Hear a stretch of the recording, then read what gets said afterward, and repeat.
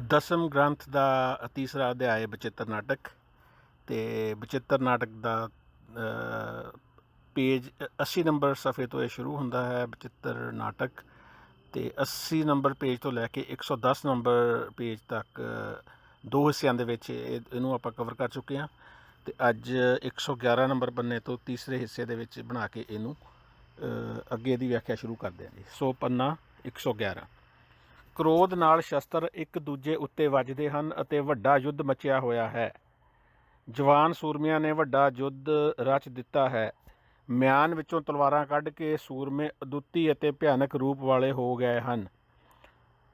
ਰੌਦਰ ਰਸ ਵਿੱਚ ਰਤੇ ਹੋਏ ਬਲਵਾਨ ਯੋਧੇ ਯੁੱਧ ਵਿੱਚ ਰੁੱਝ ਗਏ ਹਨ ਅਤੇ ਪ੍ਰਚੰਡ ਰੂਪ ਧਾਰ ਕੇ ਇੱਕ ਦਲ ਦੇ ਵੈਰੀ ਦੂਜੇ ਦਲ ਨਾਲ ਗੁੱਥਮ ਗੁੱਥਾ ਹੋ ਗਏ ਹਨ। ਤੇਜ਼ ਤਲਵਾਰਾਂ ਚਮਕਦੀਆਂ ਹਨ, ਗੁੱਸੇ ਨਾਲ ਵਾਰ ਹੁੰਦੇ ਹਨ, ਰੁੰਡ ਮੁੰਡ ਰੁਲ ਰਹੇ ਹਨ। ਸ਼ਸਤਰਾਂ ਦੇ ਵੱਜਣ ਨਾਲ ਅੱਗ ਦੀਆਂ ਚਿੰਗਾਰੀਆਂ ਨਿਕਲਦੀਆਂ ਹਨ। ਸੂਰਮੇ ਭਬਕਾ ਮਾਰ ਰਹੇ ਹਨ। ਘਾਵਾਂ ਤੋਂ ਮਤਲਬ ਕਿ ਜ਼ਖਮਾਂ ਤੋਂ ਲਹੂ ਭੱਕ ਭੱਕ ਕਰਕੇ ਨਿਕਲ ਰਿਹਾ ਹੈ। ਇੰਜ ਪ੍ਰਤੀਤ ਹੁੰਦਾ ਹੈ ਇੰਦਰ ਅਤੇ ਵਿਰਤਾਸੁਰ ਦਾ ਯੁੱਧ ਹੋ ਰਿਹਾ ਹੋਵੇ। ਵਿਰਤਾਸੁਰ ਮਹਾਯੁੱਧ ਮਚ ਗਿਆ ਹੈ। ਵੱਡੇ ਸੂਰਮੇ ਗੱਜ ਰਹੇ ਹਨ। ਸ਼ਸਤਰ ਇੱਕ ਦੂਜੇ ਉੱਤੇ ਆਮਣੋ ਸਾਹਮਣੇ ਵੱਜਦੇ ਹਨ। ਬਰਸ਼ੀਆਂ ਦੇ ਲੱਗਣ ਨਾਲ ਉਹਨਾਂ ਵਿੱਚੋਂ ਚਿੰਗਾਰੀਆਂ ਨਿਕਲ ਰਹੀਆਂ ਹਨ। ਕ੍ਰੋਧ ਵਿੱਚ ਸ਼ਸਤਰ ਵੱਜ ਰਹੇ ਹਨ। ਮਾਨੋ ਸ੍ਰੇਸ਼ਟ ਪੁਰਸ਼ ਬਸੰਤ ਮਤਲਬ ਹੋਲੀ ਦੀ ਖੇਡ ਵਿੱਚ ਸੋਭ ਰਹੇ ਹੋਣ। ਰਸਾਵਲ ਛੰਦ। ਜਿਤਨੇ ਸੂਰਮੇ ਵੈਰ ਭਾਵ ਨਾਲ ਯੁੱਧ ਵਿੱਚ ਰੁੱਝੇ ਸਨ ਉਹ ਸਾਰੇ ਅੰਤ ਵਿੱਚ ਮਾਰੇ ਗਏ ਹਨ। ਜਿਤਨੇ ਯੁੱਧ ਭੂਮੀ ਤੋਂ ਭੱਜੇ ਹਨ ਉਹ ਅੰਤ ਵਿੱਚ ਸ਼ਰਮਿੰਦਾ ਹੋਏ ਹਨ। ਸੂਰਮਿਆਂ ਦੀਆਂ ਦੇਹਾਂ ਉੱਪਰਲੇ ਕਵਚ ਟੁੱਟ ਗਏ ਹਨ। ਹੱਥੋਂ ਢਾਲਾਂ ਛੁੱਟ ਗਈਆਂ ਹਨ। ਯੁੱਧ ਭੂਮੀ ਵਿੱਚ ਕਿਤੇ ਸਿਰ ਦੇ ਟੋਪ ਪਏ ਹੋਏ ਹਨ ਅਤੇ ਕਿਤੇ ਸੂਰਮਿਆਂ ਦੇ ਦਲ ਡਿੱਗੇ ਪਏ ਹਨ। ਕਿਤੇ ਮੁੱਛਾਂ ਵਾਲੇ ਮੁਖੜੇ ਡਿੱਗੇ ਪਏ ਹਨ ਅਤੇ ਕਿਤੇ ਖਾਲੀ ਸ਼ਸਤਰ ਹੀ ਪਏ ਹਨ। ਕਿਤੇ ਤਲਵਾਰਾਂ ਦੇ ਮਿਆਨ ਪਏ ਹਨ ਅਤੇ ਕਿਤੇ ਸੂਰਮਿਆਂ ਦੀਆਂ ਵੱਡੀਆਂ ਵੱਡੀਆਂ ਪੱਗਾਂ ਪਈਆਂ ਹਨ। ਸੂਰਮਿਆਂ ਦੀਆਂ ਵੱਡੀਆਂ ਵੱਡੀਆਂ ਪਈਆਂ ਹਨ ਜਾਂ ਵੱਡੇ ਵੱਡੇ ਪੈਰ ਪਏ ਹਨ। ਕਿਤੇ ਬਾਕੀ ਮੁੱਛਾਂ ਵਾਲੇ ਹੰਕਾਰੀ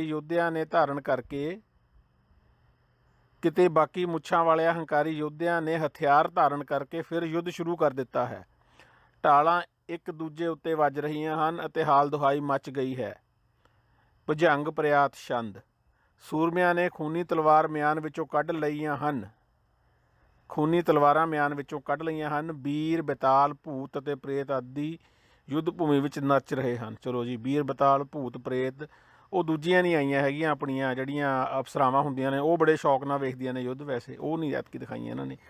ਡਾਰੂ ਡੰਕ ਡੰਕ ਕਰਕੇ ਵੱਜ ਰਹੇ ਹਨ। ਸ਼ੰਖਾਂ ਦੀ ਘੋਰ ਆਵਾਜ਼ ਉੱਠ ਰਹੀ ਹੈ। ਸ਼ੰਖਾਂ ਦੀ ਮਾਨੋ ਪਹਿਲਵਾਨ ਇੱਕ ਦੂਜੇ ਨਾਲ ਗੁੱਥਮ ਗੁੱਥਾ ਹੋ ਰਹੇ ਹੋਣ। ਛਪੈ ਛੰਦ। ਜਿਨ੍ਹਾਂ ਸੂਰਮਿਆਂ ਨੇ ਸਾਹਮਣੇ ਡਟ ਕੇ ਯੁੱਧ ਮਚਾਇਆ ਸੀ ਉਹਨਾਂ ਯੋਧਿਆਂ ਵਿੱਚੋਂ ਕਾਲ ਨੇ ਇੱਕ ਵੀ ਜਿਉਂਦਾ ਨਹੀਂ ਛੱਡਿਆ, ਯਾਨੀ ਕਾਲ ਨੇ ਸਾਰੇ ਮਾਰਤੇ ਜੀ। ਸਾਰੇ ਸ਼ੂਰਵੀਰ ਖੜਗਾਂ ਨਾਲ ਖੰਡਿਤ ਹੋ ਕੇ ਭੂ ਮੰਡਪ ਵਿੱਚ ਥੱਕੇ ਪਏ ਹਨ। ਸਭ ਖਰਤੀ ਖੱਗ ਖੰਡ ਖੇਤੀ ਤੇ ਭੂ ਮੰਡਪ ਅਹੁੱਟੇ। ਪਤਾ ਨਹੀਂ ਜੀ ਸ਼ਬਦ ਇਹ ਹੈਗਾ ਅੱਗੋਂ ਇਹਦਾ ਮਤਲਬ। ਅਤੇ ਧੂਏਂ ਤੋਂ ਬਿਨਾਂ ਅੱਗ ਵਰਗੇ ਹਥਿਆਰਾਂ ਦੀ ਧਾਰ ਸਹਿ ਕੇ ਸੰਸਾਰਿਕ ਬੰਧਨਾਂ ਤੋਂ ਛੁੱਟ ਗਏ ਹਨ। ਟੁਕੜੇ ਟੁਕੜੇ ਹੋ ਕੇ ਸਾਰੇ ਮਾਰੇ ਗਏ ਹਨ ਪਰ ਕਿਸੇ ਨੇ ਵੀ ਪੈਰ ਪਿੱਛੇ ਨਹੀਂ ਕੀਤਾ। ਨਾਲੇ ਕਹਿੰਦੇ ਨੇ ਜਿਹੜੇ ਛੱਡ ਕੇ ਭੱਜ ਗਏ ਉਹ ਸ਼ਰਮਿੰਦਾ ਹੋਏ ਹਨ। ਹੁਣ ਕਹਿੰਦੇ ਨੇ ਕਿਸੇ ਨੇ ਵੀ ਪੈਰ ਪਿੱਛੇ ਨਹੀਂ ਕੀਤਾ। ਉਹਨਾਂ ਦਾ ਜਗਤ ਵਿੱਚ ਅਪਾਰ ਜੈ ਜੈਕਾਰ ਹੋਇਆ ਹੈ ਅਤੇ ਉਹ ਇੰਦਰ ਲੋਕ ਸਵਰਗ ਨੂੰ ਚਲੇ ਗਏ ਹਨ ਜੀ। ਚੌਪਈ। ਇਸ ਤਰ੍ਹਾਂ ਘੋਰ ਯੁੱਧ ਮਚਿਆ ਅਤੇ ਸ਼ੂਰਵੀਰ ਸੂਰਮਿਆਂ ਦੇ ਘਰ ਚਲੇ ਗਏ, ਅਰਥਾਤ ਮਾਰੇ ਗਏ। ਜਿਹੜੇ ਸ਼ੂਰਵੀਰ ਸੂਰਮਿਆਂ ਦੇ ਘਰ ਚਲੇ ਗਏ ਦਾ ਮਤਲਬ ਉਹ ਕਾਲ ਚਲਾਣਾ ਕਰ ਗਏ ਜੀ। ਅਤੇ ਉਸ ਲੜਾਈ ਦਾ ਕਿੱਥੋਂ ਤੱਕ ਕਥਨ ਕਰਾਂ, ਆਪਣੇ ਬੰਸ ਦੀ ਕੀਰਤੀ ਦਾ ਵਰਣਨ ਨਹੀਂ ਕੀਤਾ ਜਾ ਸਕਦਾ। ਭੁਜੰਗ ਪ੍ਰਿਆਤ ਛੰਦ। ਲਵ ਵੰਸ਼ ਵਾਲੇ ਸਾਰੇ ਜਿੱਤ ਗਏ ਅਤੇ ਕੁਸ਼ ਵੰਸ਼ ਵਾਲੇ ਸਾਰੇ ਹਾਰ ਗਏ। ਲਓ ਜੀ, ਲਵ ਵੰਸ਼ ਅਤੇ ਕੁਸ਼ ਵੰਸ਼ ਦੀ ਇਹ ਲੜਾਈ ਸੀਗੀ। ਤੇ ਜੋ ਬਲਵਾਨ ਬਚ ਗਏ ਉਹ ਆਪਣੇ ਪ੍ਰਾਣ ਲੈ ਕੇ ਭੱਜ ਗਏ। ਉਹਨਾਂ ਨੇ ਕਾਸ਼ੀ ਵਿੱਚ ਨਿਵਾਸ ਕੀਤਾ ਅਤੇ 14 ਵੇਦਾਂ ਨੂੰ ਪੜ੍ਹ ਲਿਆ। ਉਹਨਾਂ ਨੇ ਬਹੁਤ ਵਰ੍ਹਿਆਂ ਤੱਕ ਉੱਥੇ ਹੀ ਨਿਵਾਸ ਕੀਤਾ, ਜਿਹੜੇ ਭੱਜ ਗਏ ਸੀਗੇ। ਹਾਂਜੀ, ਲਵ ਵੰਸ਼ ਵਾਲੇ, ਮੈਂ ਦੁਬਾਰਾ ਪੜ੍ਹ ਰਿਹਾ, ਲਵ ਵੰਸ਼ ਵਾਲੇ ਸਾਰੇ ਜਿੱਤ ਗਏ, ਕੁਸ਼ ਵੰਸ਼ ਵਾਲੇ ਸਾਰੇ ਹਾਰ ਗਏ।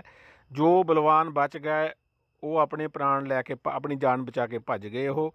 ਉਹਨਾਂ ਨੇ ਕਾਸ਼ੀ ਵਿੱਚ ਨਿਵਾਸ ਕੀਤਾ। ਜਿਹੜੇ ਬਚ ਗਏ ਉਹ ਕਾਸ਼ੀ ਵਿੱਚ ਨਿਵਾਸ ਕੀਤਾ, ਉਹਨਾਂ ਨੇ ਜਾ ਕੇ ਤੇ 14 ਵੇਦਾਂ ਨੂੰ ਪੜ੍ਹ ਲਿਆ।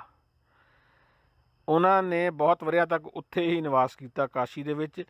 ਇੱਥੇ ਸ਼੍ਰੀ ਬਚਿੱਤਰ ਨਾਟਕ ਦੇ ਲਵ ਕੁਸ਼ੀ ਯੁੱਧ ਵਰਣਨ ਨਾਂ ਵਾਲਾ ਤੀਜਾ ਅਧਿਆਇ ਸਮਾਪਤ ਹੁੰਦਾ ਹੈ। ਸਭ ਸ਼ੁਭ ਹੈ।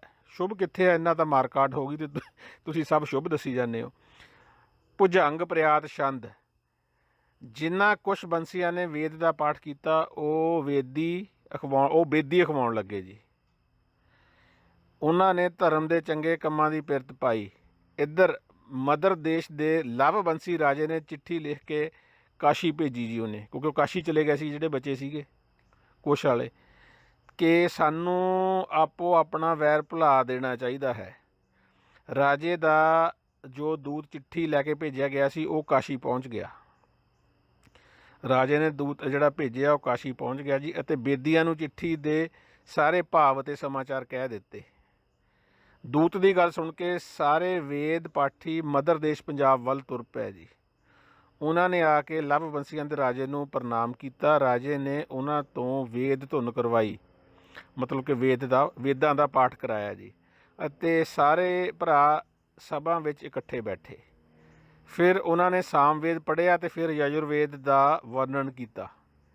ਇਸ ਪਿੱਛੋਂ ਰਿਗਵੇਦ ਦਾ ਪਾਠ ਕੀਤਾ ਅਤੇ ਰਾਜੇ ਅਤੇ ਲਵ ਬੰਸੀਆਂ ਨੇ ਵੇਦਾਂ ਦੇ ਸਾਰੇ ਭਾਵ ਸਮਝ ਲਏ। ਰਸਾਵਲ ਛੰਦ। ਉਦੋਂ ਕੁਛ ਬੰਸੀਆਂ ਨੇ ਅਥਰਵ ਵੇਦ ਦਾ ਪਾਠ ਕੀਤਾ, ਯਾਨੀ ਵੇਦਾਂ ਦੇ ਪਾਠ ਹੋ ਰਹੇ ਨੇ।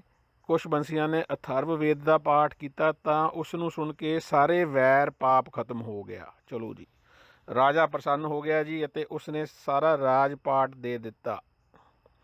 ਰਾਜੇ ਨੇ ਬਨਵਾਸ ਲੈ ਲਿਆ। ਉਸ ਦੇ ਮਹਾਪਾਪ ਨਸ਼ਟ ਹੋ ਗਏ। ਉਸਨੇ ਰਿਸ਼ੀ ਭੇਸ ਧਾਰਨ ਕਰ ਲਿਆ ਅਤੇ ਉਹਨਾਂ ਕੁਛ ਬੰਸੀਆਂ ਨੂੰ ਰਾਜ ਦੇ ਦਿੱਤਾ। ਰਾਜੇ ਨੂੰ ਬਨ ਜਾਣੋਂ ਲੋਕੀ ਹੋੜਦੇ ਰਹੇ, ਪਰ ਉਸਨੇ ਸਾਰੇ ਸੋਗ ਤਣਾਓ ਛੱਡ ਦਿੱਤੇ। ਧਨ ਦੌਲਤ ਘਰ ਬਾਰ ਤਿਆਗ ਦਿੱਤਾ ਅਤੇ ਪ੍ਰਭੂ ਦੇ ਪਿਆਰ ਵਿੱਚ ਰੰਗਿਆ ਗਿਆ ਜੀ। ਰਾਜਾ ਅੜਿੱਲ ਆ ਗਿਆ ਜੀ ਅੱਗੇ। ਬੇਦੀ ਕੁਸ਼ ਬੰਸੀ ਰਾਜ ਨੂੰ ਪ੍ਰਾਪਤ ਕਰਕੇ ਪ੍ਰਸੰਨ ਹੋ ਗਏ ਅਤੇ ਦਿਲੋਂ ਖੁਸ਼ ਹੋ ਕੇ ਵਰਦਾਨ ਦੇਣ ਲੱਗੇ ਕਿ ਜਦੋਂ ਅਸੀਂ ਕਲਯੁਗ ਵਿੱਚ ਨਾਨਕ ਅਖਵਾਵਾਂਗੇ, ਕਿਆ ਬਾਤ ਆ, ਤਾਂ ਤੁਹਾਨੂੰ ਜਗਤ ਦਾ ਪੂਜਣ ਯੋਗ ਬਣਾ ਕੇ ਪਰਮ ਪਦ ਪ੍ਰਾਪਤ ਕਰਾਂਗੇ। ਲਓ ਜੀ, ਬਾਬੇ ਨਾਨਕ ਦੀ ਵੀ ਇਹਨਾਂ ਨੇ ਅਸਲ ਦੇ ਵਿੱਚ ਤਾਂ ਗੁਰੂ ਗੋਬਿੰਦ ਸਿੰਘ, ਇਹ ਜਿਹੜਾ ਮੜਿਆ ਜਾ ਰਿਹਾ ਵੀ ਇਹ ਗੁਰੂ ਗੋਬਿੰਦ ਸਿੰਘ ਜੀ ਦੀ ਰਚਨਾ ਆ ਬਚਿੱਤਰ ਨਾਟਕ, ਅਤੇ ਆਟੋਬਾਇਓਗ੍ਰਾਫੀ ਹੈਗੀ ਆ। ਅਤੇ ਇਹਦੇ 'ਚ ਗੁਰੂ ਗੋਬਿੰਦ ਸਿੰਘ ਜੀ ਨੇ ਹਾਲੇ ਤੱਕ ਮੈਂ 114ਵੇਂ ਪੰਨੇ 'ਤੇ ਆਪਾਂ ਹੈਗੇ ਹਾਂ, 80ਵੇਂ ਪੰਨੇ ਤੋਂ ਇਹ ਸ਼ੁਰੂ ਹੁੰਦਾ, ਮੀਨਸ 20 ਉਹ ਅਤੇ 14 34 ਪੰਨੇ ਹੋ ਗਏ ਨੇ, ਅਤੇ ਇੱਕ ਘੱਟ 80 ਪੰਨੇ ਨੇ ਲਗਭਗ। ਅੱਧ ਤੋਂ ਥੋੜ੍ਹਾ ਜਿਹਾ ਪਿੱਛੇ ਆ ਆਪਾਂ, ਅਤੇ ਹਲੇ ਤੱਕ ਗੁਰੂ ਗੋਬਿੰਦ ਸਿੰਘ ਜੀ ਨੇ ਆਪਣੇ ਬਾਰੇ ਕੋਈ ਗੱਲਬਾਤ ਕੀਤੀ ਨਹੀਂ ਕਿਤੇ ਵੀ। ਆਹ ਲੜਾਈ ਝਗੜਾ ਜਿਹਾ ਚੱਲੀ ਗਿਆ ਆ, ਇਹ ਸਾਰੇ ਗ੍ਰੰਥ 'ਚ ਲੜਾਈ ਝਗੜਾ ਚੱਲਦਾ ਜਿੰਨਾ ਕੁ ਮੈਂ ਪੜ੍ਹਿਆ, ਕਿਉਂਕਿ ਇਸ ਤੋਂ ਪਹਿਲਾਂ ਮੈਂ ਰਾਮ ਚੰਦਰ ਵਾਲਾ ਹੀ ਪੜ੍ਹ ਕੇ ਹਟਿਆ, ਰਾਮਾ ਅਵਤਾਰ, ਜਿਹਨੂੰ ਮੋਦੀ ਨੇ ਕਿਹਾ ਇਹ ਗੋਬਿੰਦ ਰਾਮਾਇਣ, ਉਹ 'ਚ ਵੀ ਆਹੀ ਲੜਾਈ ਝਗੜਾ ਆ। ਇੱਥੇ ਫਿਰ ਇਹ ਰਾਮ ਚੰਦਰ ਦੇ ਚਲੋ ਅੱਗੇ ਆ ਗਏ, ਇਹਦੇ 'ਚ ਲਵ ਕੁਸ਼ ਆ ਗਏ। ਅਤੇ ਹੁਣ ਇਹਨਾਂ ਨੇ ਨਾਨਕ ਦੇ ਬਾਰੇ ਦੱਸਤਾ ਵੀ ਨਾਨਕ ਨੇ ਕਲਯੁੱਗ ਦੇ ਵਿੱਚ, ਇਹ ਜਾਣੀ ਪਹਿਲੇ ਯੁੱਗ ਦੀ ਗੱਲਬਾਤ ਆ, ਜਿਹੜਾ ਰਾਮ ਵਾਲਾ ਯੁੱਗ ਆ ਉਹ ਹੈਗਾ ਤੁਹਾਡਾ ਤ੍ਰੇਤਾ ਯੁੱਗ, ਠੀਕ ਹੈ ਜੀ। ਉਹ ਤੋਂ ਬਾਅਦ ਆ ਜਾਣਾ ਆ ਦੁਆਪਰ ਯੁੱਗ, ਕ੍ਰਿਸ਼ਨ ਵਾਲਾ, ਪਤਾ ਨਹੀਂ ਕਿੰਨੇ ਲੱਖ ਸਾਲ ਹਜ਼ਾਰਾਂ ਸਾਲ ਯੁੱਗ ਜਗ ਜੀ ਇਹਨਾਂ ਦੇ ਚੱਲਦੇ ਨੇ। ਅਤੇ ਫਿਰ ਆ ਜਾਣਾ ਆ ਤੁਹਾਡਾ ਕਲਯੁੱਗ, ਜਿਹਦੇ ਵਿੱਚ ਬਾਬੇ ਨਾਨਕ ਦਾ ਵੀ ਜਨਮ ਹੁੰਦਾ ਅਤੇ ਅਸੀਂ ਉਹਦੇ ਵਿੱਚ ਬਾਬਾ ਨਾਨਕ ਕਹਾਵਾਂਗੇ। ਅਤੇ ਗੁਰੂ ਗੋਬਿੰਦ ਸਿੰਘ ਜੀ ਦੀ ਜਿਹਨੇ ਵੀ, ਮੈਂ ਮੰਨਦਾ ਨਹੀਂ ਚਲੋ ਇਹਨੂੰ ਪਰਸਨਲੀ ਵੀ ਇਹ ਨਹੀਂ ਹੈਗੀ ਲਿਖਤ ਉਹਨਾਂ ਦੀ, ਕਿਸੇ ਪਾਸਿਓਂ ਆਟੋਬਾਇਓਗ੍ਰਾਫੀ ਹੈ ਹੀ ਨਹੀਂ ਹਲੇ ਤੱਕ। ਆਪਾਂ ਅੱਗੇ ਚੱਲਦੇ ਹਾਂ ਜੀ। ਵਰਦਾਨ ਦਿੱਤਾ ਜੀ ਉਹਨੇ ਰਾਜੇ ਨੇ, ਬੇਦੀ ਕੁਸ਼ ਬੰਸੀ ਰਾਜ ਨੂੰ, ਜਦੋਂ ਬੇਦੀਆਂ ਨੇ ਕੁਸ਼ ਬੰਸ ਰਾਜ ਪ੍ਰਾਪਤ ਕਰ ਲਿਆ ਤਾਂ ਪ੍ਰਸੰਨ ਹੋ ਗਏ ਅਤੇ ਖੁਸ਼ ਹੋ ਕੇ ਵਰਦਾਨ ਦੇਣ ਲੱਗੇ ਕਿ ਜਦੋਂ ਅਸੀਂ ਕਲਯੁੱਗ ਵਿੱਚ ਨਾਨਕ ਅਖਵਾਵਾਂਗੇ ਤਾਂ ਤੁਹਾਨੂੰ ਜਗਤ ਦਾ ਪੂਜਣਯੋਗ ਬਣਾ ਕੇ ਪਰਮ ਪਦ ਪ੍ਰਾਪਤ ਕਰਾਂਗੇ। ਦੋਹਰਾ ਆ ਗਿਆ ਜੀ। ਲਵ ਬੰਸੀ ਰਾਜ ਦੇ ਕੇ ਬਨ ਨੂੰ ਚਲੇ ਗਏ, ਲਵ ਵਾਲੇ ਰਾਜ ਦੇ ਕੇ ਕੁਸ਼ ਵਾਲਿਆਂ ਨੂੰ, ਤੇ ਰਾਣੀ ਜਿਹੜਾ ਬੇਦੀ ਹੈਗਾ ਆ, ਇਹ ਬੇਦੀਆਂ ਨੂੰ ਕਹਿ ਲਈਏ, ਲਵ ਬੰਸੀ ਰਾਜ ਦੇ ਕੇ ਬਨ ਨੂੰ ਚਲੇ ਗਏ ਤੇ ਬੇਦੀਆਂ ਨੇ ਰਾਜ ਕੀਤਾ, ਕੁਸ਼ ਬੰਸੀਆਂ ਨੇ ਰਾਜ ਕੀਤਾ। ਉਹਨਾਂ ਨੇ ਵੱਖ ਵੱਖ ਢੰਗ ਨਾਲ ਭੂਮੀ ਦੇ ਸਾਰੇ ਸੁੱਖਾਂ ਨੂੰ ਭੋਗਿਆ। ਚੌਪਈ ਆ ਗਈ ਜੀ। ਹੇ ਰਾਜਨ, ਤੂੰ ਤਿੰਨਾਂ ਵੇਦਾਂ ਨੂੰ ਧਿਆਨ ਨਾਲ ਸੁਣਿਆ ਅਤੇ ਚੌਥਾ ਵੇਦ ਸੁਣ ਕੇ ਧਰਤੀ ਦਾ ਦਾਨ ਕਰ ਦਿੱਤਾ। ਅਸੀਂ ਜਦੋਂ 3 ਜਨਮ ਧਾਰਨ ਕਰ ਲਵਾਂਗੇ ਤਾਂ ਚੌਥੇ ਜਨਮ ਵਿੱਚ ਤੈਨੂੰ ਗੁਰੂ ਧਾਰਨ ਕਰਾਂਗੇ। ਉੱਧਰ ਸੋਢੀ ਰਾਜਾ ਬਨ ਨੂੰ ਚਲਿਆ ਗਿਆ, ਇੱਧਰ ਇਹਨਾਂ ਬੇਦੀਆਂ ਦੇ ਰਾਜ ਕਰਦਿਆਂ ਸੁੱਖਾਂ ਨੂੰ ਪ੍ਰਾਪਤ ਕੀਤੇ। ਇੱਧਰ ਇਹਨਾਂ ਬੇਦੀਆਂ ਨੇ ਰਾਜ ਕਰਦਿਆਂ ਸੁੱਖਾਂ ਨੂੰ ਪ੍ਰਾਪਤ ਕੀਤਾ। ਕਿੱਥੋਂ ਤੱਕ ਇਹ ਕਥਾ ਸੁਣਾਵਾਂ, ਕਿਉਂਕਿ ਗ੍ਰੰਥ ਦੇ ਵੱਡੇ ਹੋਣ ਜਾਣ ਦਾ ਬਹੁਤ ਡਰ ਲੱਗਦਾ ਹੈ ਜੀ। ਲਓ ਜੀ, ਪਤਾ ਨਹੀਂ ਕੀ ਸੁਣਾਇਆ, ਕੋਈ ਚੱਜ ਸਵਾਦ ਦੀ ਗੱਲਬਾਤ ਮੈਨੂੰ ਤਾਂ ਨਹੀਂ ਲੱਗੀ, ਪਰ ਰਾਈਟਰ ਇੱਥੋਂ ਬਹੁਤ ਡਰ ਰਿਹਾ ਕਿ ਮੈਂ ਕਿੰਨੀ ਕੁ ਲੰਮੀ ਚੌੜੀ ਕਹਾਣੀ ਸੁਣਾਵਾਂ ਕਿ ਗ੍ਰੰਥ ਦੇ ਲੰਮੇ ਹੋਣ ਤੋਂ ਬੰਦਾ ਡਰੀ ਜਾ ਰਿਹਾ ਹੈ।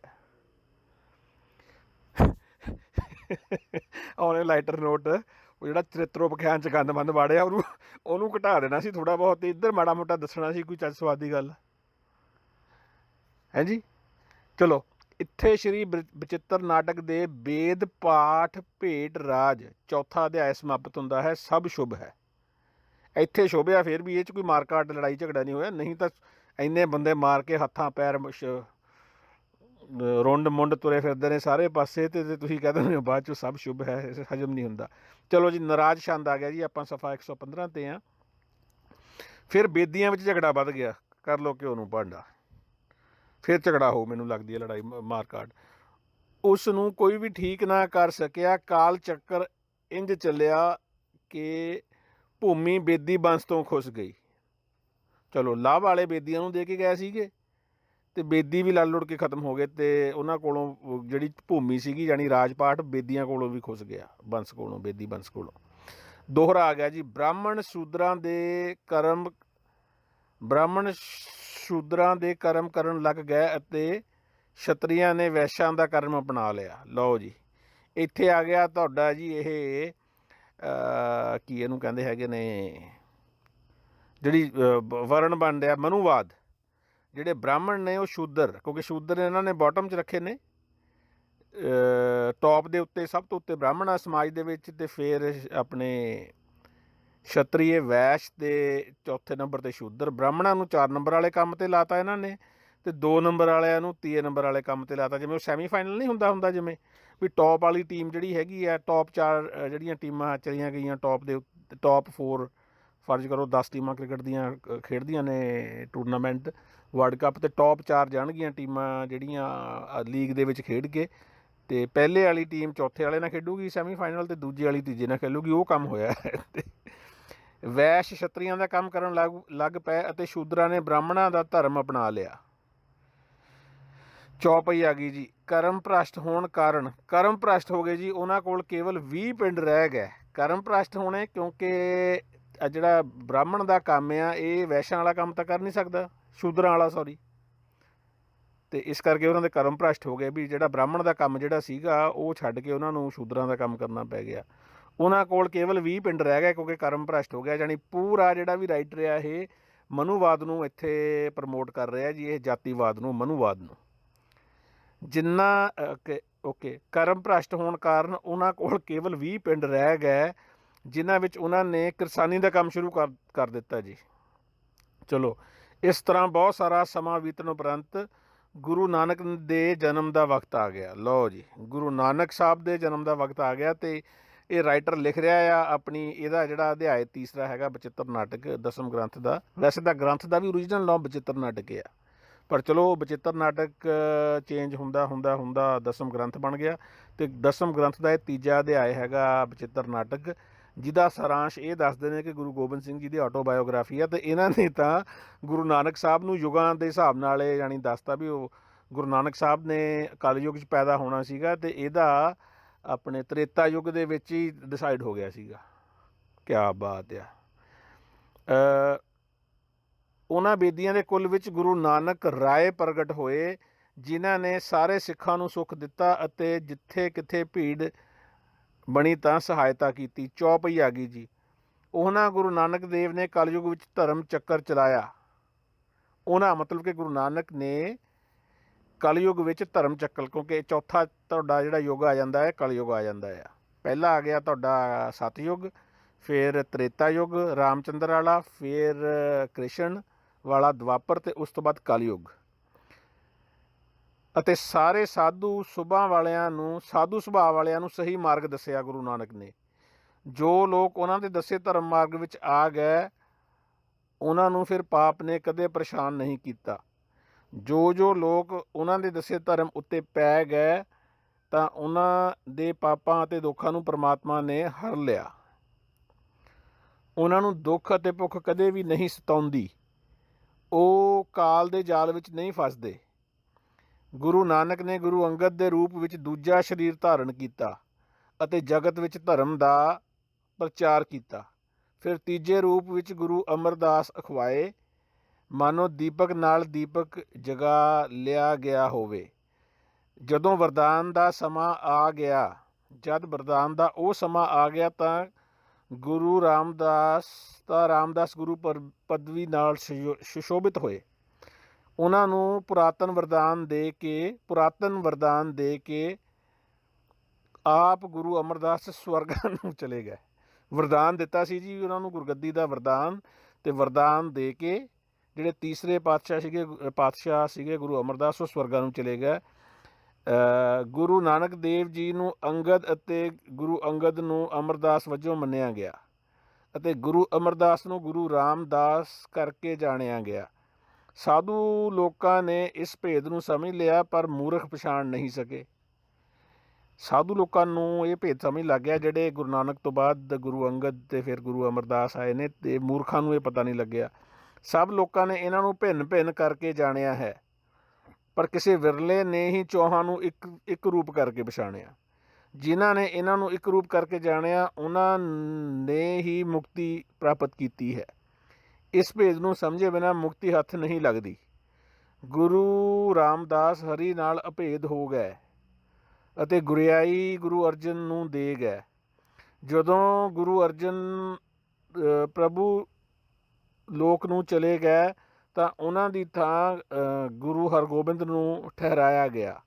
ਜਦੋਂ ਗੁਰੂ ਹਰਗੋਬਿੰਦ ਪਰਮਾਤਮਾ ਪਾਸ ਚਲੇ ਗਏ ਤਾਂ ਗੁਰੂ ਹਰਰਾਏ ਨੂੰ ਉਹਨਾਂ ਦੀ ਥਾਂ 'ਤੇ ਬਿਠਾਇਆ ਗਿਆ। ਇਹ ਆਪਣੀ ਆਟੋਬਾਇਓਗ੍ਰਾਫੀ ਹੈਗੀ ਹੈ ਕਿ ਕਿਆ ਬਾਤ ਹੈ। ਉਹਨਾਂ ਦੇ ਪੁੱਤਰ ਗੁਰੂ ਹਰਕ੍ਰਿਸ਼ਨ ਹੋਏ। ਉਸ ਤੋਂ ਬਾਅਦ ਗੁਰੂ ਤੇਗ ਬਹਾਦਰ ਹੋਏ। ਗੁਰੂ ਤੇਗ ਬਹਾਦਰ ਉਹਨਾਂ ਨੇ ਬ੍ਰਾਹਮਣਾਂ ਦੇ ਤਿਲਕ ਅਤੇ ਜੰਜੂ ਦੀ ਰੱਖਿਆ ਕੀਤੀ। ਇਹ ਤਾਂ ਇਤਿਹਾਸ ਹੀ ਚੱਲ ਪਿਆ ਜੀ। ਹੁਣ ਇਸ ਰੂਪ ਵਿੱਚ ਉਹਨਾਂ ਨੇ ਕਲਯੁਗ ਵਿੱਚ ਇੱਕ ਵੱਡਾ ਸਾਕਾ ਕਰ ਵਿਖਾਇਆ। ਸਾਧੂ ਪੁਰਸ਼ਾਂ ਲਈ ਜਿਨ੍ਹਾਂ ਨੇ ਕੁਰਬਾਨੀ ਦੀ ਹੱਦ ਕਰ ਦਿੱਤੀ ਕਿ ਸੀਸ ਦੇ ਦਿੱਤਾ ਪਰ ਮੂੰਹੋਂ ਸੀ ਤੱਕ ਨਹੀਂ ਕੱਢੀ। ਧਰਮ ਦੀ ਰੱਖਿਆ ਲਈ ਜਿਨ੍ਹਾਂ ਨੇ ਅਜਿਹਾ ਸਾਕਾ ਕੀਤਾ ਕਿ ਸੀਸ ਦੇ ਦਿੱਤਾ ਪਰ ਧਰਮ ਉੱਤੇ ਟਲ ਰਹਿਣ ਦਾ ਹੱਠ ਨਹੀਂ ਛੱਡਿਆ। ਧਰਮ ਕਰਮ ਕਰਨ ਲਈ ਜੋ ਸਾਧਕ ਨਾਟਕ ਅਤੇ ਚੇਟਕ ਕਰਦੇ ਹਨ,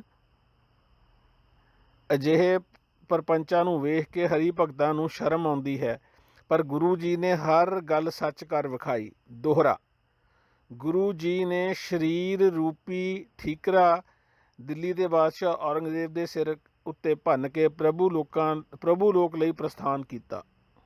ਜਾਣੀ ਇਹ ਗੁਰੂ ਤੇਗ ਬਹਾਦਰ ਜੀ ਦੀ ਜਿਹੜੀ ਹੈਗੀ ਆ ਸ਼ਹਾਦਤ ਦੇ ਬਾਰੇ ਗੱਲਬਾਤ ਹੈਗੀ ਆ ਕਿ ਉਹਨਾਂ ਨੇ ਸਿਰ ਉੱਤੇ ਭੰਨ ਕੇ, ਔਰੰਗਜ਼ੇਬ ਦੇ ਸਿਰ ਦੇ ਉੱਤੇ ਭੰਨ ਕੇ ਪ੍ਰਭੂ ਲੋਕ ਲਈ ਜਾਣੀ ਆਪਣਾ ਜਿਹੜੇ ਉਹਨਾਂ ਨੇ ਸ਼ਹੀਦੀ ਪ੍ਰਾਪਤ ਕੀਤੀ ਅਤੇ ਔਰੰਗਜ਼ੇਬ ਦੇ ਸਿਰ ਮੜੀ ਕਿਸਮ ਦੀ ਉਹਦੇ ਸਿਰ ਉੱਤੇ ਭੰਨ ਕੇ ਪ੍ਰਭੂ ਲੋਕ ਲਈ ਪ੍ਰਸਥਾਨ ਕੀਤਾ। ਗੁਰੂ ਤੇਗ ਬਹਾਦਰ ਵਰਗਾ ਮਹਾਨ ਕਾਰਜ ਕਿਸੇ ਹੋਰ ਤੋਂ ਨਹੀਂ ਹੋਇਆ। ਗੁਰੂ ਤੇਗ ਬਹਾਦਰ ਦੇ ਚਲਾਣੇ ਦੇ ਕੌਤਕ ਸਾਰੇ ਜਗਤ ਵਿੱਚ ਸੋਗ ਛਾ ਗਿਆ। ਉਹਨਾਂ ਦੇ ਕੌਤਕ ਕਰਕੇ ਸਾਰੇ ਜਗਤ ਵਿੱਚ ਸੋਗ ਛਾ ਗਿਆ। ਜਗਤ ਵਿੱਚ ਹਾਹਾਕਾਰ ਮੱਚ ਗਈ, ਪਰ ਦੇਵਪੁਰੀ ਵਿੱਚ ਜੈ ਜੈਕਾਰ ਹੋਣ ਲੱਗੀ ਜੀ। ਲਓ ਜੀ, ਗੁਰੂ ਤੇਗ ਬਹਾਦਰ ਜੀ ਦੀ ਸ਼ਹਾਦਤ ਨੂੰ ਵੇਖ ਕੇ ਕੌਤਕ ਦੱਸਿਆ ਇਹਨਾਂ ਨੇ। ਦੇਵਪੁਰੀ ਵਿੱਚ ਜੈ ਜੈਕਾਰ ਹੋਣ ਲੱਗ ਪਈ।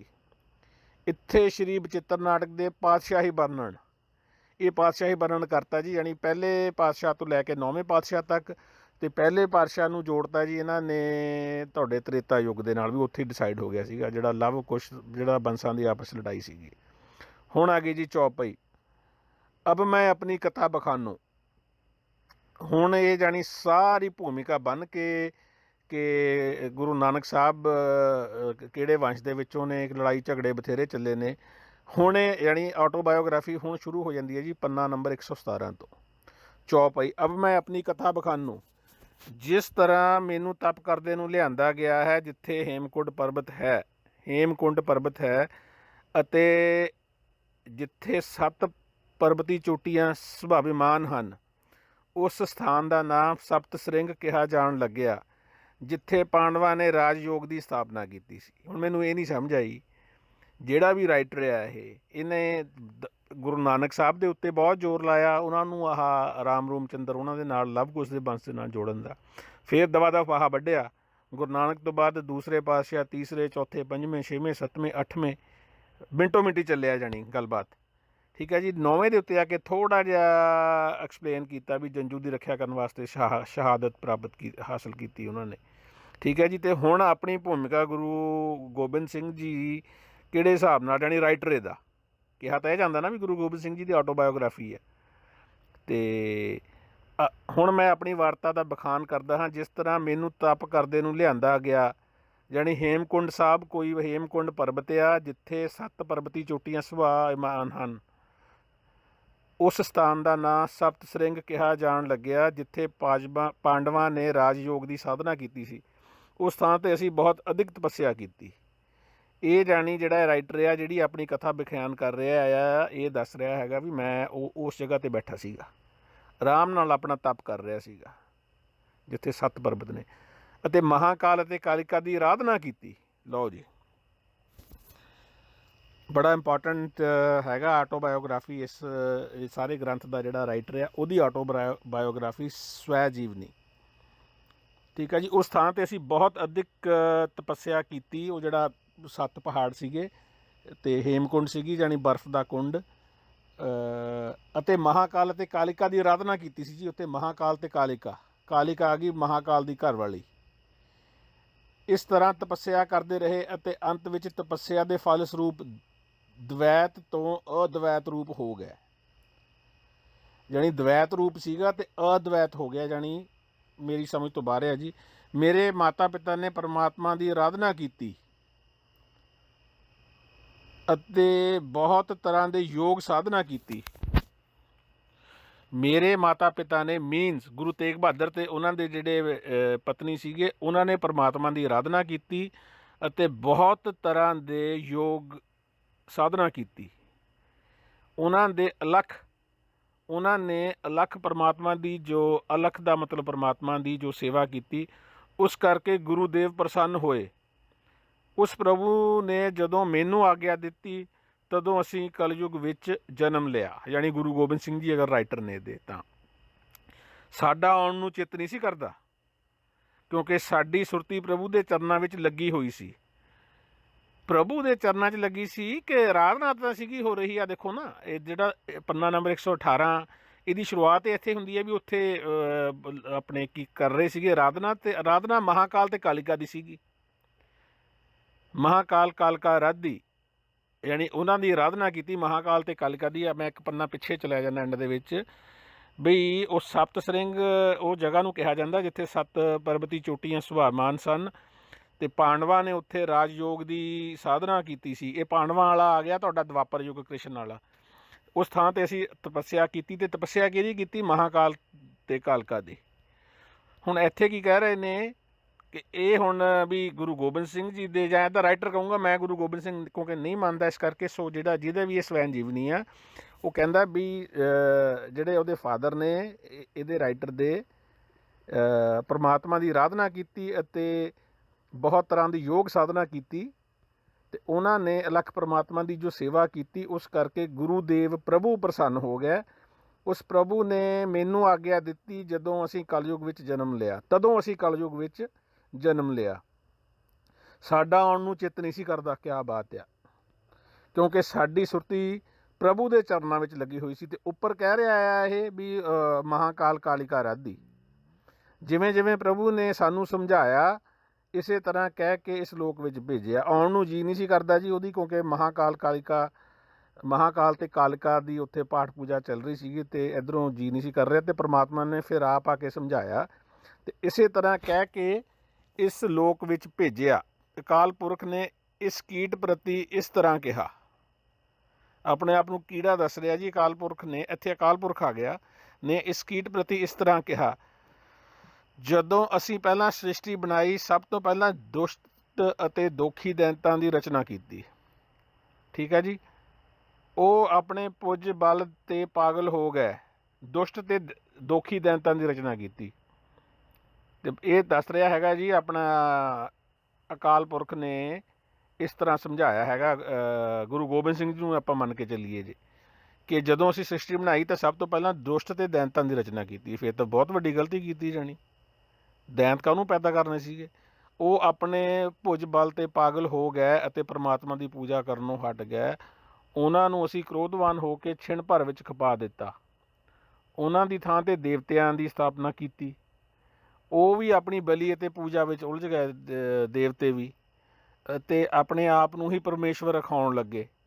ਸ਼ਿਵ ਨੇ ਆਪਣੇ ਆਪ ਨੂੰ ਅਡਿੱਗ ਅਚੁੱਤ ਖਵਾਇਆ। ਸ਼ਿਵ ਨੇ ਆਪਣੇ ਆਪ ਨੂੰ ਅਡਿੱਗ ਦਿਖਾਇਆ, ਜਾਣੀ ਅਚੁੱਤ ਦਾ ਮਤਲਬ ਅਡਿੱਗ, ਕਿਉਂਕਿ ਮਹਾਦੇਵ ਅਚੁੱਤ ਕਹਵਾਇਓ ਵੀ ਸ਼ਿਵ ਨੇ ਆਪਣੇ ਆਪ ਨੂੰ ਅਡਿੱਗ ਅਖਵਾਇਆ। ਵਿਸ਼ਨੂੰ ਨੇ ਆਪਣੇ ਆਪ ਨੂੰ ਪਰਮੇਸ਼ਵਰ ਸਥਾਪਿਤ ਕੀਤਾ। ਬ੍ਰਹਮਾ ਨੇ ਖੁਦ ਨੂੰ ਪਾਰ ਬ੍ਰਹਮ ਦੱਸਿਆ ਅਤੇ ਪ੍ਰਭੂ ਨੂੰ ਪ੍ਰਭੂ ਕਰਕੇ ਕਿਸੇ ਨੇ ਨਹੀਂ ਜਾਣਿਆ। ਪ੍ਰਭੂ ਨੂੰ ਪ੍ਰਭੂ ਕਰਕੇ ਕਿਸੇ ਨੇ ਨਹੀਂ ਜਾਣਿਆ। ਤਦ ਪਰਮਾਤਮਾ ਨੇ 8 ਸਾਖੀ ਚੰਦਰਮਾ, ਸੂਰਜ, ਪ੍ਰਿਥਵੀ, ਧਰੁਵ, ਅਗਨੀ, ਪਵਨ, ਪ੍ਰਤੂਯੂਸ਼ ਅਤੇ ਪ੍ਰਭਾਸ ਬਣਾਏ ਅਤੇ ਸਾਖ ਅਤੇ ਗਵਾਹੀ ਦੇਣ ਲਈ ਸਥਾਪਿਤ ਕੀਤੇ। ਉਹਨਾਂ ਨੇ ਵੀ ਕਹਿਣਾ ਸ਼ੁਰੂ ਕਰ ਦਿੱਤਾ ਕਿ ਸਾਡੀ ਪੂਜਾ ਕਰੋ, ਕਿਉਂਕਿ ਸਾਡੇ ਤੋਂ ਬਿਨਾਂ ਕੋਈ ਠਾਕੁਰ ਨਹੀਂ ਹੈ। ਜਿਨ੍ਹਾਂ ਨੇ ਪਰਮ ਤੱਤਵ ਨੂੰ ਨਹੀਂ ਪਛਾਣਿਆ ਉਹਨਾਂ ਨੇ 8 ਸਾਖੀਆਂ ਨੂੰ ਈਸ਼ਵਰ ਮੰਨ ਲਿਆ। ਕਿਸੇ ਨੇ ਚੰਦਰਮਾ ਅਤੇ ਸੂਰਜ, ਕਿਤਨੇ ਹੀ ਚੰਦਰਮਾ ਅਤੇ ਸੂਰਜ ਨੂੰ ਮੰਨਣ ਲੱਗੇ। ਕਈ ਅਗਨੀ ਹੋਤਰ ਕਰਦੇ ਰਹੇ ਅਤੇ ਕਈ ਪੌਣ ਨੂੰ ਮਾਨਤਾ ਦਿੰਦੇ ਰਹੇ। ਕਈਆਂ ਨੇ ਪੱਥਰ ਨੂੰ ਪ੍ਰਭੂ ਕਰਕੇ ਪਛਾਣਿਆ ਅਤੇ ਕਈ ਜਲ ਵਿੱਚ ਇਸ਼ਨਾਨ ਕਰਨ ਦਾ ਵਿਧਾਨ ਕਰਦੇ ਰਹੇ। ਕਈ ਕਰਮ ਕਰਦਿਆਂ ਡਰਦੇ ਰਹੇ ਅਤੇ ਕਈਆਂ ਨੇ ਧਰਮਰਾਜ ਨੂੰ ਹੀ ਪਰਮਾਤਮਾ ਸਮਝਣ ਦਾ ਵਿਚਾਰ ਪ੍ਰਚਲਿਤ ਕੀਤਾ।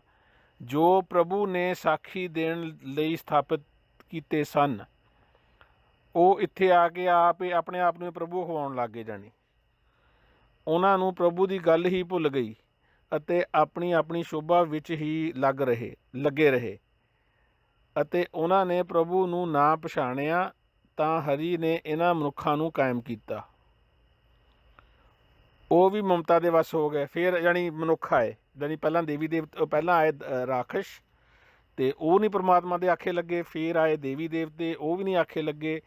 ਫਿਰ ਹੋਰ ਜਿਹੜੇ ਪਹਿਲਾਂ ਮੈਂ ਪੜ੍ਹ ਕੇ ਗਿਆ ਉਹ ਪੈਦਾ ਕੀਤੇ, ਉਹਨਾਂ ਨੇ ਵੀ ਪ੍ਰਭੂ ਨੂੰ ਨਹੀਂ ਪਛਾਣਿਆ ਅਤੇ ਐਂਡ ਦੇ ਵਿੱਚ ਫਿਰ ਮਨੁੱਖ ਪੈਦਾ ਕੀਤੇ। ਇਸ ਤਰੀਕੇ ਨਾਲ ਜਿਹੜਾ ਅਕਾਲ ਪੁਰਖ ਪਰਮਾਤਮਾ ਆ ਗੁਰੂ ਗੋਬਿੰਦ ਸਿੰਘ ਜੀ ਨੂੰ ਸਮਝਾ ਰਿਹਾ ਹੈਗਾ ਵੀ ਤੂੰ ਜਾ ਕੇ ਧਰਤੀ 'ਤੇ ਜਨਮ ਲੈਣਾ ਆ। ਤੈਨੂੰ ਆਹ ਕਾਰਨ ਸਮਝਾ ਰਹੇ ਨੇ। ਜਾਣੀ ਤਾਂ ਹਰੀ ਨੇ ਇਹਨਾਂ ਮਨੁੱਖਾਂ ਨੂੰ ਕਾਇਮ ਕੀਤਾ। ਉਹ ਵੀ ਮਮਤਾ ਦੇ ਵੱਸ ਹੋ ਗਏ, ਮਨੁੱਖ ਵੀ ਮਮਤਾ ਦੇ ਵੱਸ ਹੋ ਗਏ ਅਤੇ ਪਰਮੇਸ਼ਵਰ ਨੂੰ ਮੂਰਤੀ ਵਿੱਚ ਮੰਨਣਾ ਸ਼ੁਰੂ ਕਰ ਦਿੱਤਾ। ਤਦ ਹਰੀ ਨੇ ਸਿੱਧ ਅਤੇ ਸਾਧ ਪੈਦਾ ਕੀਤੇ, ਪਰ ਉਹਨਾਂ ਨੇ ਵੀ ਪਰਮਾਤਮਾ ਨੂੰ ਪ੍ਰਾਪਤ ਨਹੀਂ ਕੀਤਾ। ਜੇ ਕੋਈ ਜਗਤ ਵਿੱਚ ਸਿਆਣਾ ਹੋਇਆ ਤਾਂ ਉਸ ਨੇ ਵੀ ਆਪਣਾ ਵੱਖਰਾ ਪੰਥ ਚਲਾਇਆ। ਪਰਮ ਪੁਰਖ ਕਿਸੇ ਨੇ ਪ੍ਰਾਪਤ ਨਹੀਂ ਕੀਤਾ, ਸਗੋਂ ਵੈਰ, ਵਾਦ ਵਿਵਾਦ ਅਤੇ ਹੰਕਾਰ ਵਧਾ ਲਿਆ।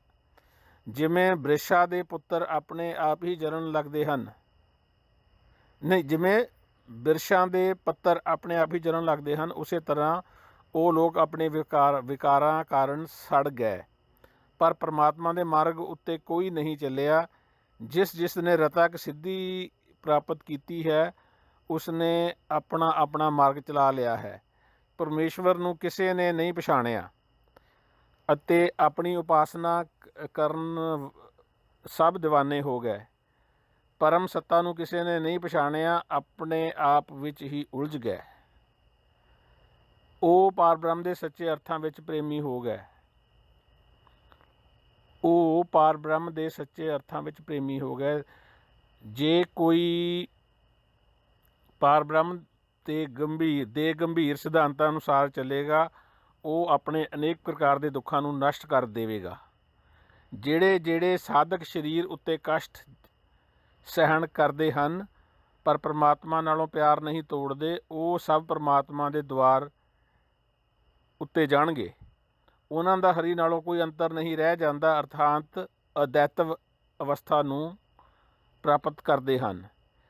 ਜਿਹੜੇ ਸਾਧਕ ਕਸ਼ਟਾਂ ਤੋਂ ਡਰੇ ਹਨ ਅਤੇ ਪਰਮ ਪੁਰਖ ਦਾ ਅਧਿਆਤਮੀ ਮਾਰਗ ਛੱਡ ਕੇ ਵੇਦਾਂ ਦੇ ਮਾਰਗ ਉੱਤੇ ਪੈ ਗਏ ਹਨ, ਉਹ ਸਾਰੇ ਨਰਕ ਕੁੰਡ ਵਿੱਚ ਪੈਣਗੇ ਅਤੇ ਜਗਤ ਵਿੱਚ ਮੁੜ ਮੁੜ ਕੇ ਸਰੀਰ ਧਾਰਨ ਕਰਨਗੇ।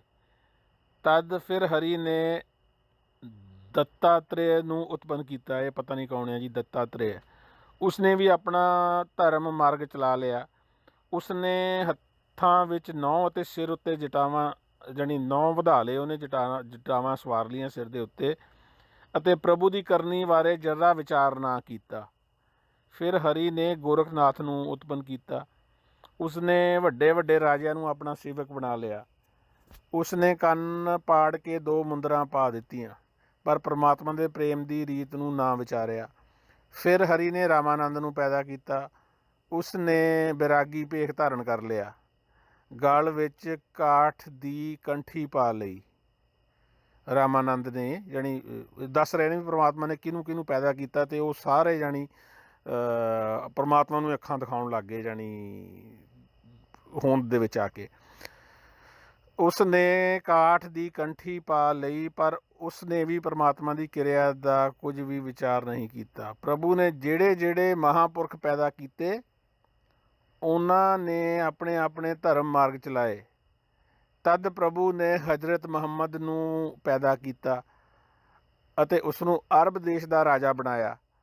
ਉਸਨੇ ਵੀ ਇੱਕ ਧਰਮ ਚਲਾ ਦਿੱਤਾ। ਇਹ ਮੈਨੂੰ ਹੁਣ ਸਮਝ ਆਈ ਹੈਗੀ ਆ। ਆਪਣੀ ਮੈਂ ਇੱਕ ਪੋਸਟ ਪਾਈ ਸੀ ਕੱਲ੍ਹ ਪਰਸੋਂ, ਅਤੇ ਉਹਦੇ 'ਚ ਇਹ ਹਜ਼ਰਤ ਮੁਹੰਮਦ ਸਾਹਿਬ ਨੂੰ ਪੈਦਾ ਕਰ ਰਹੇ ਨੇ ਰਾਮਾਨੰਦ ਤੋਂ ਬਾਅਦ।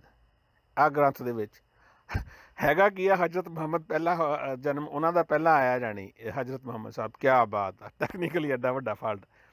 ਉਸ ਨੂੰ ਅਰਬ ਦੇਸ਼ ਦਾ ਰਾਜਾ ਬਣਾਇਆ ਲਈ ਇਹਨੂੰ ਹਜ਼ਰਤ ਮੁਹੰਮਦ ਨੂੰ। ਉਹਨਾਂ ਨੇ ਵੀ ਇੱਕ ਧਰਮ ਚਲਾ ਲਿਆ ਅਤੇ ਸਾਰਿਆਂ ਰਾਜਿਆਂ ਦੀ ਸੁੰਨਤ ਖਤਨਾ ਕਰਾ ਦਿੱਤਾ।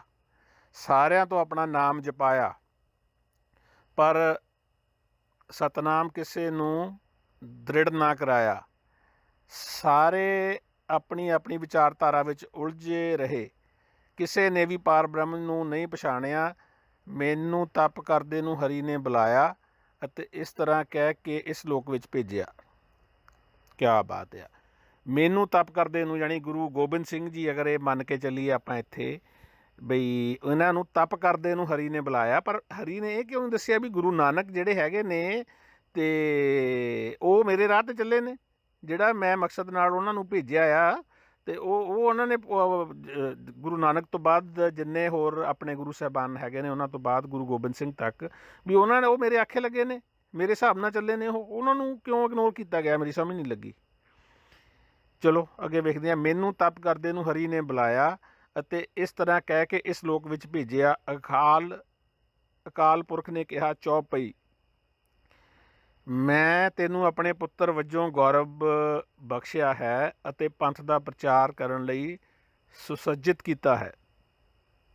ਉੱਥੇ ਜਾ ਕੇ ਤੂੰ ਧਰਮ ਚੱਕਰ ਚਲਾਉਣਾ ਹੈ। ਧਰਮ ਚੱਕਰ ਤਾਂ ਜਿਹੜਾ ਗੁਰੂ ਗੋਬਿੰਦ ਸਿੰਘ ਜੀ ਨੇ ਚਲਾਇਆ ਆ, ਉਹ ਤਾਂ ਆਲਰੇਡੀ ਗੁਰੂ ਨਾਨਕ ਦਾ ਮਿਸ਼ਨ ਹੈ ਜਿਹੜਾ ਉਹ ਕੰਟੀਨਿਊ ਕੀਤਾ ਆ। ਕੋਈ ਨਵੀਂ ਗੱਲ ਥੋੜ੍ਹਾ ਕਰਨੀ ਹੈ। ਅਤੇ ਦੁਰਮਤੀ ਕਰਨ ਤੋਂ ਲੋਕਾਂ ਨੂੰ ਹਟਾਉਣਾ ਹੈ।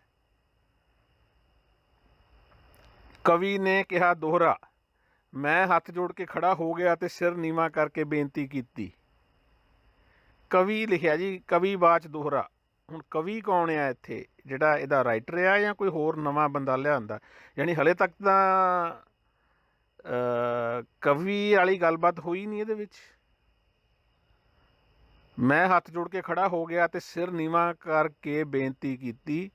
ਕਿ ਜਦੋਂ ਤੁਸੀਂ ਸਹਾਇਤਾ ਕਰੋਗੇ ਤਾਂ ਜਗਤ ਵਿੱਚ ਨਿਸ਼ਚੈ ਹੀ ਪੰਥ ਦਾ ਵਿਕਾਸ ਹੋਵੇਗਾ। ਯਾਨੀ ਕਵੀ ਬਣਾਤਾ ਜੀ ਗੁਰੂ ਗੋਬਿੰਦ ਸਿੰਘ ਜੀ ਨੂੰ ਇੱਥੇ ਇਹਨਾਂ ਨੇ। ਅਤੇ ਇਸ ਕਾਰਨ ਪ੍ਰਭੂ ਨੇ ਮੈਨੂੰ ਇਸ ਜਗਤ ਵਿੱਚ ਭੇਜਿਆ ਹੈ ਅਤੇ ਤਦ ਹੀ ਮੈਂ ਜਗਤ ਵਿੱਚ ਜਨਮ ਲਿਆ ਹੈ। ਜਿਵੇਂ ਪ੍ਰਭੂ ਨੇ ਕਿਹਾ ਉਸੇ ਤਰ੍ਹਾਂ ਜਗਤ ਨੂੰ ਕਹਾਂਗਾ ਅਤੇ ਹੋਰ ਕਿਸੇ ਨਾਲ ਵੈਰ ਨਹੀਂ ਪਾਲਾਂਗਾ। ਅਤੇ ਜੋ ਲੋਕ ਸਾਨੂੰ ਪਰਮੇਸ਼ਵਰ ਕਹਿਣਗੇ ਉਹ ਸਾਰੇ ਨਰਕ ਕੁੰਡ ਵਿੱਚ ਪੈਣਗੇ। ਮੈਨੂੰ ਪਰਮੇਸ਼ਵਰ ਦਾ ਦਾਸ ਸਮਝੋ, ਇਸ ਗੱਲ ਵਿੱਚ ਜਰਾ ਜਿੰਨਾ ਵੀ ਫਰਕ ਨਾ ਸਮਝੋ। ਮੈਂ ਤਾਂ ਪਰਮ ਪੁਰਖ ਪਰਮਾਤਮਾ ਦਾ ਦਾਸ ਹਾਂ ਅਤੇ ਜਾਗਤਿਕ ਪ੍ਰਪੰਚ ਦਾ ਤਮਾਸ਼ਾ ਦੇਖਣ ਆਇਆ ਹਾਂ। ਪ੍ਰਭੂ ਨੇ ਜੋ ਕਿਹਾ ਉਹੀ ਜਗਤ ਵਿੱਚ ਕਹਾਂਗਾ ਅਤੇ ਮਰਨਸ਼ੀਲ ਸੰਸਾਰ ਤੋਂ ਕਿਸੇ ਤਰ੍ਹਾਂ ਡਰ ਕੇ ਮੌਨ ਨਹੀਂ ਰਹਾਂਗਾ। ਵੀ ਚੁੱਪੀ ਨਹੀਂ ਧਾਰੂੰਗਾ ਅਗਰ ਕਿਸੇ ਦੇ ਡਰ ਕਰਕੇ ਜਾਣੀ ਬੰਦਾ ਸਹਿਮ ਜਾਵੇ, ਚੁੱਪ ਕਰ ਜਾਵੇ ਨਾ। ਪ੍ਰਭੂ ਨੇ ਜੋ ਕੁਝ ਕਿਹਾ ਉਹੀ ਮੈਂ ਕਹਾਂਗਾ। ਕਿਸੇ ਦੀ ਵੀ ਪਰਵਾਹ ਨਹੀਂ ਰੱਖਾਂਗਾ ਜਾਂ ਕਰਾਂਗਾ। ਕਿਸੇ ਭੇਖ ਤੋਂ ਪ੍ਰਭਾਵਿਤ ਨਹੀਂ ਹੋਵਾਂਗਾ ਅਤੇ ਪ੍ਰਭੂ ਅਲੇਖ ਦੇ ਨਾਂ ਦਾ ਬੀਜਾਂਗਾ, ਅਰਥਾਤ ਪ੍ਰਚਾਰ ਕਰਾਂਗਾ ਪ੍ਰਭੂ ਦਾ। ਮੈਂ ਪੱਥਰ ਪੂਜ ਨਹੀਂ ਹਾਂ, ਨਾ ਹੀ ਕਿਸੇ ਵਿਸ਼ੇਸ਼ ਭੇਖ ਵਿੱਚ ਭਿੱਜਣ ਵਾਲਾ ਹਾਂ। ਮੈਂ ਪ੍ਰਭੂ ਦੇ ਨਾਮ ਦਾ ਸਿਮਰਨ ਕਰਾਂਗਾ, ਪ੍ਰਭੂ ਅਤੇ ਪਰਮ ਪੁਰਖ ਨੂੰ ਪ੍ਰਾਪਤ ਕਰਾਂਗਾ। ਸੀਸ ਉੱਤੇ ਜਟਾਵਾਂ ਨਹੀਂ ਕਰਾਂਗਾ ਅਤੇ ਨਾ ਹੀ ਕੰਨਾਂ ਵਿੱਚ ਮੁੰਦਰਾਂ ਪਵਾਵਾਂਗਾ। ਮੈਂ ਕਿਸੇ ਦੀ ਪਰਵਾਹ ਨਹੀਂ ਕਰਾਂਗਾ, ਜੋ ਪ੍ਰਭੂ ਨੇ ਕਿਹਾ ਉਹੀ ਕਰਾਂਗਾ। ਮੈਂ ਕੇਵਲ ਇੱਕ ਪ੍ਰਭੂ ਦੇ ਨਾਮ ਦਾ ਭਜਨ ਕਰਾਂਗਾ, ਜੋ ਸਾਰਿਆਂ ਸਥਾਨਾਂ ਉੱਤੇ ਕੰਮ ਆਉਣ ਵਾਲਾ ਹੈ। ਸਫਾ 124 ਹੈ ਜੀ। ਮੈਂ ਕਿਸੇ ਹੋਰ ਦਾ ਜਾਪ ਨਹੀਂ ਜਪਾਂਗਾ, ਨਾ ਹੀ ਹੋਰ ਕੋਈ ਸਥਾਪਨਾ ਕਰਾਂਗਾ। ਮੈਂ ਪ੍ਰਭੂ ਬੇਅੰਤ ਦੇ ਨਾਮ ਦਾ ਸਿਮਰਨ ਕਰਾਂਗਾ ਅਤੇ ਉਸ ਪਰਮ ਜੋਤ ਨੂੰ ਪ੍ਰਾਪਤ ਕਰਾਂਗਾ। ਕਿਸੇ ਹੋਰ ਇਸ਼ਟ ਦੇਵ ਦਾ ਧਿਆਨ ਨਹੀਂ ਧਰਾਂਗਾ, ਨਾ ਹੀ ਕਿਸੇ ਦੂਜੇ ਦਾ ਨਾਮ ਉਚਾਰਾਂਗਾ। ਇਹਦਾ ਮਤਲਬ ਜਿਹੜੇ 9 ਗੁਰੂ ਸਾਹਿਬਾਨ ਪਹਿਲਾਂ ਹੋਏ ਨੇ ਉਹਨਾਂ ਨੂੰ ਵੀ ਰਿਜੈਕਟ ਕਰ ਰਹੇ ਨੇ ਗੁਰੂ ਗੋਬਿੰਦ ਸਿੰਘ ਜੀ। ਅਤੇ ਇਹ ਜਿਹੜੇ ਮਿਸ਼ਨ ਵਾਸਤੇ ਗੁਰੂ ਗੋਬਿੰਦ ਸਿੰਘ ਜੀ ਨੂੰ ਭੇਜਿਆ ਪਰਮਾਤਮਾ ਨੇ ਆਪ, ਉੱਥੋਂ ਜਿਹੜਾ ਸਪਤ ਸਿੰਧ ਪਰਬਤ ਨੇ ਜਿਹੜੇ ਹੇਮਕੁੰਟ ਸਾਹਿਬ ਵਾਲੇ, ਉੱਥੋਂ ਤਪ ਕਰਦੇ ਨੂੰ ਜਪ ਕਰਦੇ ਨੂੰ ਉਹਨਾਂ ਦਾ ਆਪਣੇ ਮਹਾਂਕਾਲ ਕਾਲਿਕਾ ਆਰਾਧੀ ਹੈ, ਜਿੱਥੇ ਉਹਦੀ ਆਰਾਧਨਾ ਕਰ ਰਹੇ ਸੀ ਮਹਾਂਕਾਲ ਅਤੇ ਕਾਲਿਕਾ ਦੀ। ਅਤੇ ਸਪੈਸ਼ਲੀ ਉੱਥੋਂ ਉਹਨਾਂ ਦੀ ਜਿਹੜਾ ਤਪ ਕਰ ਰਹੇ ਸੀ ਉਹਨਾਂ ਦਾ ਧਿਆਨ ਧਰਿਆ ਸੀਗਾ। ਅਤੇ ਉੱਥੋਂ ਉਹਨਾਂ ਨੂੰ ਡਿਸਟਰਬ ਕਰਕੇ ਗੁਰੂ ਗੋਬਿੰਦ ਸਿੰਘ ਜੀ ਨੂੰ ਸਾਧਿਆ ਅਤੇ ਜਿਹੜੇ ਮਿਸ਼ਨ 'ਤੇ ਭੇਜਿਆ। ਅਤੇ ਉਹ ਤਾਂ ਮਿਸ਼ਨ ਆਲਰੇਡੀ ਚੱਲ ਰਿਹਾ ਆ ਧਰਤੀ ਦੇ ਉੱਤੇ। ਗੁਰੂ ਨਾਨਕ ਨੇ ਸ਼ੁਰੂ ਕੀਤਾ ਹੋਇਆ, ਇਹਨਾਂ ਨੇ ਤਾਂ ਕੰਟੀਨਿਊ ਕੀਤਾ। ਗੁਰੂ ਗੋਬਿੰਦ ਸਿੰਘ ਜੀ ਨੇ ਜੋ ਮਿਸ਼ਨ ਉੱਥੋਂ ਚੱਲਦਾ ਆ ਰਿਹਾ ਆ, ਅਤੇ ਇਹ ਨਵੇਂ ਸਿਰਿਓਂ ਮਿਸ਼ਨ ਬਣਾ ਕੇ ਪੈਦਾ ਕਰਕੇ ਜਾਣੀ ਮਿਸ਼ਨ ਪੈਦਾ ਕਰਕੇ ਅਤੇ ਉਹਨਾਂ ਨੂੰ ਧਰਤੀ 'ਤੇ ਭੇਜਤਾ। ਕਮਾਲ ਆ ਬਈ ਇਹ ਦਸਮ ਗ੍ਰੰਥੀਆਂ ਦੀ। ਨਾ ਹੀ ਕਿਸੇ ਦੂਜੇ ਦਾ ਨਾਮ ਉਚਾਰਾਂਗਾ, ਇੱਕ ਤੇਰੇ ਨਾਮ ਵਿੱਚ ਪੂਰੀ ਤਰ੍ਹਾਂ ਰੰਗਿਆ ਜਾਵਾਂਗਾ। ਹੋਰ ਕਿਸੇ ਮਾਨ ਸਨਮਾਨ ਵਿੱਚ ਮਗਨ ਨਹੀਂ ਹੋਵਾਂਗਾ। ਮੈਂ ਪਰਮਾਤਮਾ ਦੇ ਸ੍ਰੇਸ਼ਟ ਧਿਆਨ ਨੂੰ ਹਿਰਦੇ ਵਿੱਚ ਧਾਰਨ ਕਰਾਂਗਾ। ਇਸ ਤਰ੍ਹਾਂ ਕਰਨ ਨਾਲ ਅਨੇਕਾਂ ਪਾਪਾਂ ਨੂੰ ਟਾਲ ਦਿਆਂਗਾ। ਤੇਰੇ ਹੀ ਰੂਪ ਵਿੱਚ ਲੀਨ ਹੋਵਾਂਗਾ। ਹੋਰ ਕਿਸੇ ਦੇ ਦਾਨ ਵਿੱਚ ਰੁਚਿਤ ਨਹੀਂ ਹੋਵਾਂਗਾ। ਤੇਰੇ ਹੀ ਇੱਕ ਨਾਮ ਨੂੰ ਉਚਾਰਾਂਗਾ ਅਤੇ ਬੇਅੰਤ ਦੁੱਖਾਂ ਨੂੰ ਦੂਰ ਕਰ ਦਿਆਂਗਾ। ਚੌਪਈ ਜੀ। ਜਿਸ ਨੇ ਤੇਰੇ ਨਾਮ ਦੀ ਆਰਾਧਨਾ ਕੀਤੀ ਹੈ ਉਸ ਨੇ ਬੜੇ ਦੁੱਖ ਅਤੇ ਉਸ 'ਤੇ ਜਿਹੜੇ ਦੁੱਖ ਅਤੇ ਪਾਪ ਨਹੀਂ ਆਉਂਦੇ ਹਨ। ਜਿਹੜੇ ਹੋਰਨਾਂ ਦੇ ਧਿਆਨ ਨੂੰ ਧਾਰਦੇ ਹਨ ਉਹ ਅਧਿਆਤਮਿਕ ਝਗੜਿਆਂ ਵਿੱਚ ਬਹਿਸ ਕੇ ਮਰਦੇ ਹਨ। ਜਿਹੜੇ ਹੋਰਨਾਂ ਦੇ ਧਿਆਨ ਨੂੰ ਧਾਰਦੇ ਹਨ ਉਹ ਅਧਿਆਤਮਿਕ ਝਗੜਿਆਂ ਵਿੱਚ ਬਹਿਸ ਕੇ ਮਰਦੇ ਹਨ। ਇਹੀ ਕੰਮ ਕਰਨ ਲਈ ਅਸੀਂ ਜਗਤ ਵਿੱਚ ਆਏ ਹਾਂ। ਧਰਮ ਦੇ ਪ੍ਰਸਾਰ ਲਈ ਨਿਰਾਕਾਰ ਗੁਰਦੇਵ ਨੇ ਭੇਜਿਆ ਹੈ। ਧਰਮ ਦੇ ਪ੍ਰਸਾਰ ਲਈ ਜਿੱਥੇ ਕਿੱਥੇ ਸਰਬੱਤਰ ਤੁਸੀਂ ਧਰਮ ਦਾ ਵਿਸਤਾਰ ਕਰੋ ਅਤੇ ਦੁਸ਼ਟਾਂ ਅਤੇ ਦੋਖੀਆਂ ਨੂੰ ਪਕੜ ਕੇ ਪਛਾੜ ਦਿਓ। ਇਸੇ ਕੰਮ ਲਈ ਅਸੀਂ ਜਨਮ ਧਾਰਨ ਕੀਤਾ ਹੈ। ਲਓ ਜੀ, ਇੱਥੇ ਆਪਾਂ ਇਹ ਕਥਾ ਸਮਾਪਤ ਕਰਦੇ ਹਾਂ ਪੰਨਾ ਨੰਬਰ 124 ਦੇ ਉੱਤੇ। ਅਤੇ ਤੀਜਾ ਭਾਗ ਅੱਜ ਇਹਦਾ ਪੂਰਾ ਕਰ ਲਿਆ ਆਪਾਂ। ਇਹ ਭਾਗ ਮੈਂ ਆਪਣੀ ਮਰਜ਼ੀ ਦੇ ਹਿਸਾਬ ਨਾਲ ਬਣਾਏ ਨੇ। ਅਤੇ ਚੌਥੇ ਤੋਂ ਆਪਾਂ ਸ਼ੁਰੂ ਕਰਾਂਗੇ ਸਫਾ ਨੰਬਰ 125 ਤੋਂ, ਚੌਥੇ ਭਾਗ ਦੇ ਵਿੱਚ।